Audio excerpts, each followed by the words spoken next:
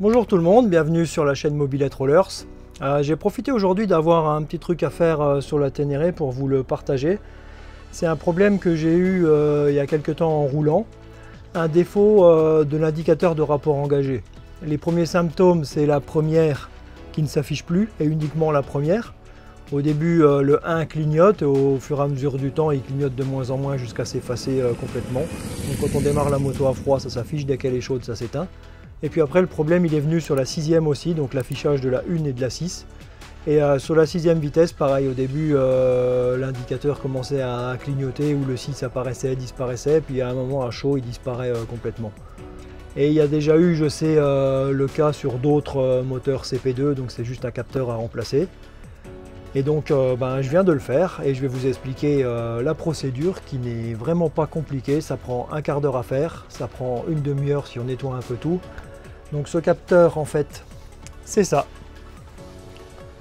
Et il tient avec deux vis et il y a une prise et il n'y a vraiment pas grand chose à faire.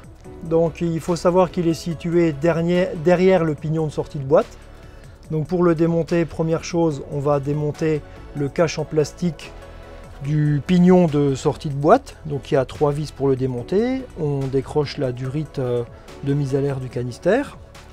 Une fois qu'on a enlevé ce cache, on va ôter la petite protection en caoutchouc qui permet de protéger le carter de toutes les projections de graisse de la chaîne. Donc ça récupère pas mal de crasse de la route et de la chaîne.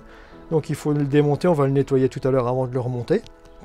Et ensuite, derrière ça, on voit apparaître ce fameux capteur qui est l'indicateur de rapport engagé. Et celui-là, il tient avec deux vis. Et il faudra démonter le cache latéral de la moto pour pouvoir accéder à sa prise de connexion. Donc une fois qu'on a sorti cet indicateur de rapport engagé, on voit qu'il a été monté à la graisse et qu'il y a un joint torique dessus. Le joint torique, on va le récupérer pour le mettre sur la pièce neuve et ensuite on remonte tout à l'inverse. C'est vraiment pas compliqué, on nettoie tout comme il faut, on remonte ça propre et on récupère l'indication de tous les rapports engagés.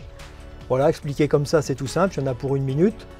À faire en mécanique, c'est pareil, comme je vous disais, il y en a pour 10 minutes, un quart d'heure et encore.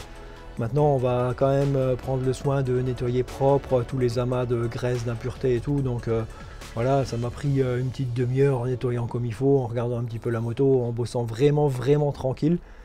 Et voilà, donc si ça peut vous servir, si vous avez ces symptômes de problème d'affichage de la 1 et de la 6, c'est lui qui est en cause. Voilà. Et sur ce, je vous dis à bientôt sur la route avec toutes les vitesses qui s'affichent. Ciao!